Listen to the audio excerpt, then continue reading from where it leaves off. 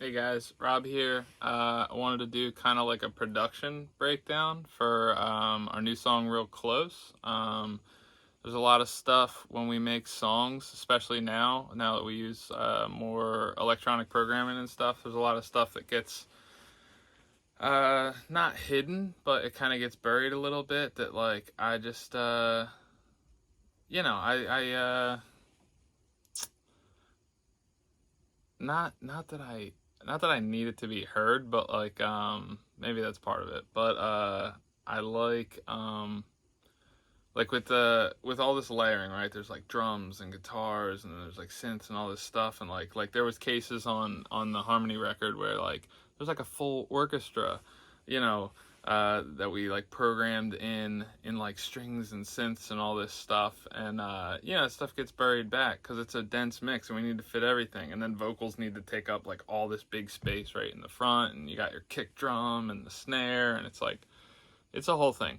But anyway, in that process, sometimes that like cool orchestra gets buried, and I love listening to that stuff. Like when I'm sitting here, sometimes I listen to my bounced like synth or string tracks like alone, and I really enjoy the shit out of it. I did end up posting some for some of the stuff on the Harmony record, um, but yeah, and also I've been I'm gonna get into that. I'm gonna do like a separate like kind of production video. I'm just gonna like show through and I'll play through some of the synths and how I came to different decisions on them, and because it was a process with Real Close. I always liked like the main song, but I messed with so many different sounds to get to where I wanted to be. And I was kind of saying about that in the video about I don't know if it'll be posted yet as of now, but I don't know which order they're gonna get posted. But there's another video, where I'm showing kind of the progress of like how the song was at one point and then how it was at another point. I'm gonna post some of those examples on SoundCloud because the main reason for this video is really I was just thinking about what the process has been like for coming to record and produce our own music, because I think that's kind of mysterious sometimes to people. At least for myself, I didn't grow up with like kind of the means to like get a home studio and really experiment with all these different sounds and have this gear and be able to like learn all this stuff and like go to school and like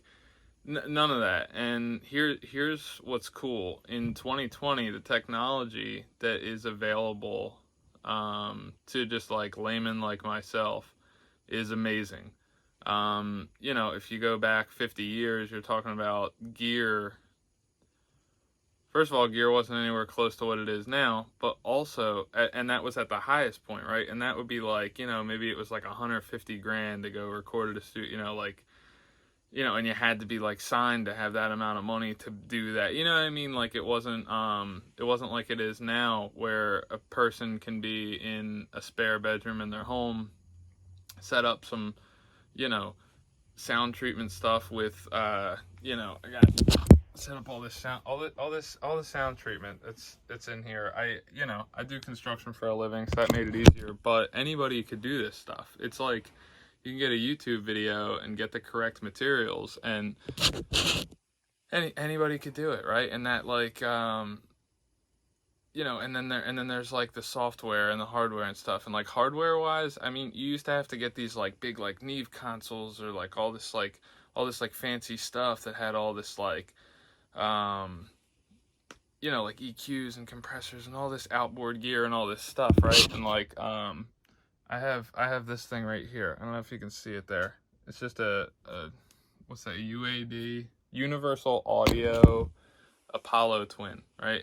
And that's how I input like guitars and vocals and stuff like that. And it does it like professionally. Like I don't have the actual words for it, but it does it like the electronics are of professional quality. Like the signal goes through the cable and goes into my laptop at premium quality, right?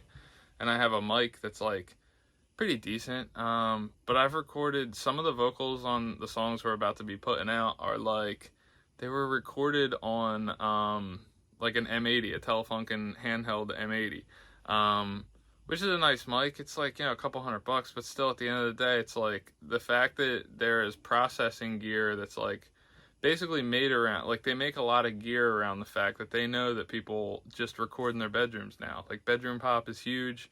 It's widely accepted, you know, like, you know, people get just as high of quality out of like a $300 SM7 than as they do out of like a Sony, what are they called, something 800 or whatever, that like $80 million mic.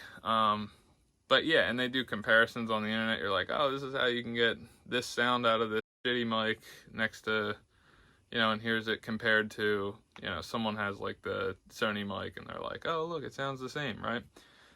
So anyway, that's where technology's at, and it's really just about, at this point, it's really just about getting creative. And, you know, a lot of the freedom that I felt like lacked with the studio thing is like you'd get all this stuff together, but I didn't really have the full gear and the ability to like mix stuff around to know that something wasn't going to work or something was going to get buried later, right? Or like, or this arrangement doesn't actually feel that good, because I could never hear it before I got to the studio. I had to go to the studio, and I've always been rushed in studios. I've never been in some place where I'm like on a major label and they stick me in a studio for a month and there's like sessions beforehand and pre-production and all this. It's always been like you go to the studio and you got to be done. I've always done my rhythm guitar tracks in like one take. Like it's like this, you know, like when we just did Harmony, Ty did all of the drums for that whole record in an hour and a half. That's it. That's what he did. He went in, banged out the drums. Blake, same deal. Khan, same deal. It was just like everything was like done. We went in, programmed synths. We already had them pre-programmed, you know, so on the spot, it's not like anything could like really change. And if we found out, oh, this mix is like too dense or it's too like top heavy, whatever it is, there wasn't really much you can go back and do at that point. The record's done, right? And the freedom that we have now with, you know, being at home, you know, it's just freedom.